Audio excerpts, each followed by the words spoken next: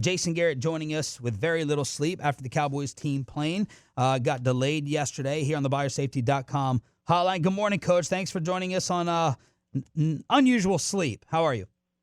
I'm good. How are you guys doing? We're doing okay. Coach, did you think that you guys didn't match the Eagles' energy yesterday to start? Did it look like the energy wasn't where it needed to be to begin that game with the stakes that were on the line? I think more than anything else, we've talked about this before, is the execution part of it. They did a good job. They got the ball first. They made some critical third downs on their drives to keep the drive going at the outset when they went down and kicked the field goal. And then when we came back the other way, we missed our third down. They got another chance. They drove the ball. They made some third downs and ultimately knocked the ball in. And then I thought we settled down defensively and did a much better job, kind of getting off the field on third down and making the plays we needed to make. I do think we got into a little bit of rhythm on offense simply because we were running more plays.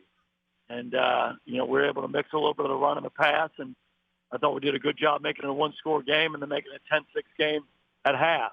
So, at the outset of the ball game, they did a better job executing and really converting the third downs and keeping their drives alive, and we didn't.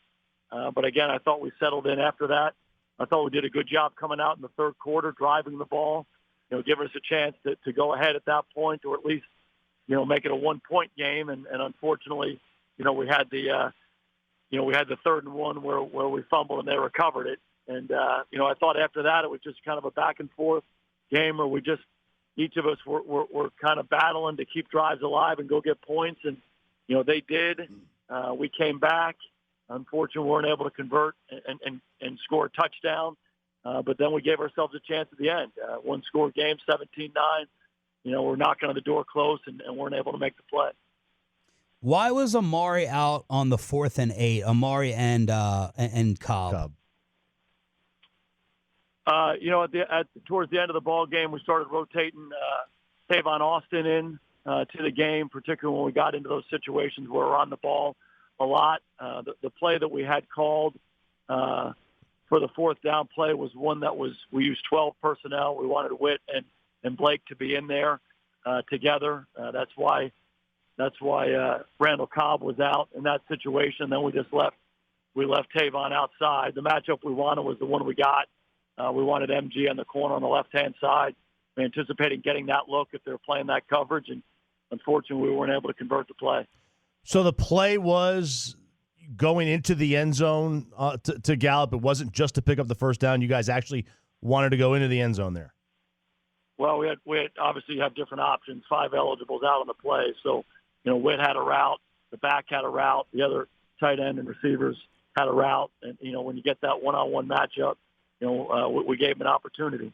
Coach, is it a fair criticism to say we understand the rotation, but with the game on the line, essentially, put the rotation to the side and have your best receiver out there that, Michael Irvin wouldn't be on the sideline or Emmett wouldn't be on the sideline in that moment? Why not put the rotation aside or in the back seat with the season maybe on the line and get Amari in there?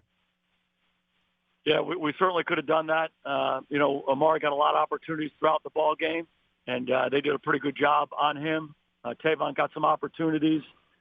He did a pretty good job. Amari came back as the game went on, did a good job with a couple opportunities that he had. So, we felt good about the guys who were out there, and unfortunately weren't able to make the play. Coach, whose decision is that to keep Amari or to do the rotation that way? Was that Kellen making the call, hey, we're going to put these two out there and not Amari and Cobb? In terms of the personnel group, to have that be a 12 personnel play, that would be Kellen's decision. That's a play that we liked in that situation for the variety of coverages that they were going to play. We felt like we had good answers with that. In regards to the receiver rotation, Sanjay Lau, and just the communication during those on the ball drives. Sometimes those guys work the rotation different ways based on the route they've run and how many plays they've run and all of that. Jason Garrett here on 105.3 The Fan.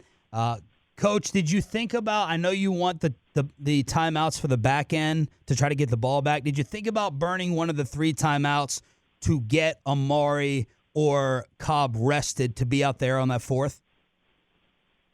Again, we felt good about the play that we called for that situation and for the down and distance and where we were on the field. So, we probably weren't going to use a timeout there. If we had some indecision about the call, we could have used the timeout. But, we felt good about it. Unfortunately, the play didn't work out.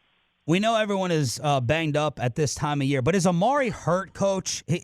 People say he doesn't look the same, or he goes out sometimes and looks like he's laboring a little bit. Is Amari Cooper dealing with something more injury-wise?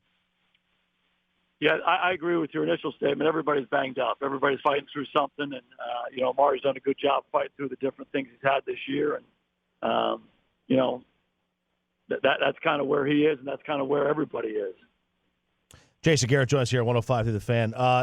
We talked a lot about Dak's shoulder over the last few days. How much of an impact was that? Was his shoulder really bad? No, obviously Dak didn't practice this past week because he was dealing with that shoulder injury, but was able to warm up well before the game, and I thought he did some really good things throughout the game. I don't think he was affected by it. You'd have to ask him specifically, but I thought he made a lot of big throws in the game and stood in there.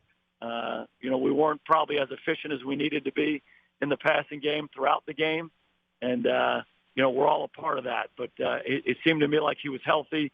He gave us no indication that he wasn't. Coach, I know you don't get a chance to follow social media during the game, obviously, but a lot of fans, and we do the same thing, we wonder why Blake Jarwin seems to get lost in the shuffle. Jason, I know you guys have been loyal to him. He's been a great player for all these years, but it seems like now Blake is just a better player, more explosive. Does he get lost in the shuffle a little bit too much? I don't think so. We're intentional with Blake and with Tony Pollard, some of those guys that, have a chance to come in and have a role for us. We have plays for them in the game. We like putting them in certain situations.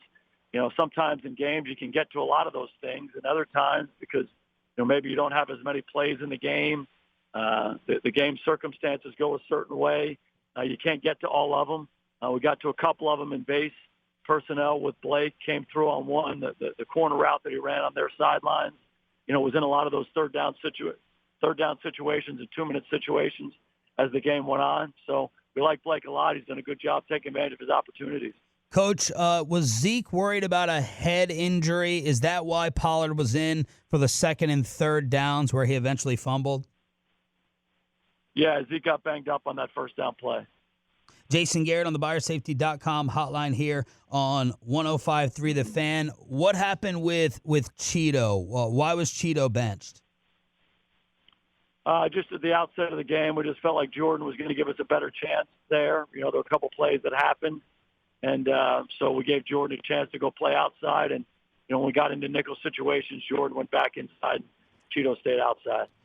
How much thought did you give to going for it? 4th and 1, about 14 minutes left. You're at your own 30-ish. You did this a couple of weeks ago, 4th and 1 from your own 19. You went for it. You're down 2 scores. Why not go for it there? How much thought was given to that? Yeah, 4th and 1s are really different. 4th and 1s can be 4th and an inch, and it can be 4th and almost 2 yards. So it was a really long one. So a little bit of a different situation there. And, I think the biggest thing there is because it's a more challenging 1-yard play, the chances of getting it aren't quite as good. And then the downside of that with 14 minutes would be you're essentially giving them a score. So just wanted to punt the ball away. Defense did a good job getting the ball back for us. And then obviously we came right back and drove it and gave ourselves a great chance to win at the end. So there weren't going to be that many possessions left in the game. So played it the way we did, and it worked out for us to give us a chance towards the end of the ball game. Coach, our boss is not a helicopter boss. He allows us to do our jobs. He's not someone who interferes too much. Do you think sometimes that you're too trusting or you're too hands off? Maybe you should interfere more if you don't agree with the personnel decision, or you should interfere more if you want a play overruled, or is that the case? Are you too hands off, or are you a very hands off guy? I should say, as this team's CEO, trusting your staff. Well, those are all things that we talk about a lot as a staff. We talk about them a lot going into the ball game. We have plans for how we're going to play our players, the approach that we're going to use. There's a lot of communication for the 6 days leading up to the ball game, and then we have a lot of communication during the game. And we try to create an atmosphere of trust where we have some honest, hard conversations throughout, and we come to a point where there's a consensus about how we're going to handle a situation. And there's a lot of different variables that go on during a ball game, and you have to trust the people who are making those very specific decisions. But they're all well thought out. We have really good conversations, throughout the ball game as to what we want to do, what's happened, why it's happened, what we need to do next, all of that. So I feel very involved in all those different processes, and our guys do a good job communicating, and we come to a consensus that we think is best for our football team.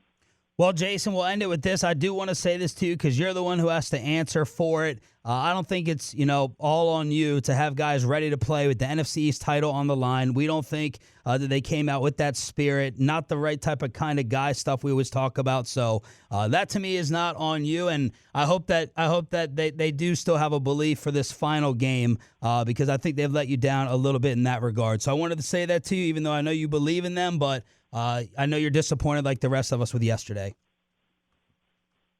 Well, I appreciate it, guys, and I hope you guys have a Merry Christmas, and we'll get a chance to visit with you guys. Thank you, Coach. Have a good day. Thanks for joining us on The Lack of Sleep. Soon. Thanks so much.